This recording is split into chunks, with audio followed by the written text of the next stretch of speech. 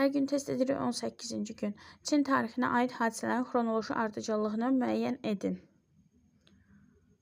Demək, burada olmuşdu. Öncə dəmir emalı olmuşdu. Eramızdan əvvəl 6-5-ci minillik əsrlərdə. Demək, 1 götürürük. Daha sonra vuruşan padşahlıqlar dövrü olmuşdu. Eramızdan əvvəl 4-3-cü əsrlərdə. Çin səddi tikilməyə başlayır. Xan dövründə eramızdan əvvəl 3-cü əsr. Daha Sin dövründə Çin səddi tikilir. Xan dövründə İpək yolu salınır. Bundan sonra olur. Bu da olur 14-3-1. 14-3-2. Xronoloji ardıcıllığı müəyyən edin. Akkad dövlətinin yaranması, Çin vahid birləşir, Misir, Əhəməni. Demək, burada 1 Akkad dövlətinin yaranmasını götürürük. Daha sonra 3 Ari tayfalar məskunlaşması, eramızdan əvvəl 2-ci minillik.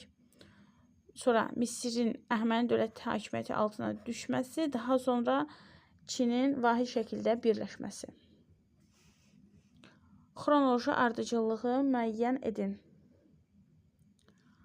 Harappa mədəniyyətinin tənəzzül etməsi, Ashokanın vahid dövlət birləşməsi, dəmir emalı, budizm. Demək, burada olur 1 Harappa mədəniyyəti, eramızdan əvvəl 3-cü minillik. Daha sonra Hindlərin dəmir emalı öyrənməsi, eramızdan əvvəl 10-11-ci əsrlər. Daha sonra budizm yaranır, eramızdan əvvəl 6-cı əsr.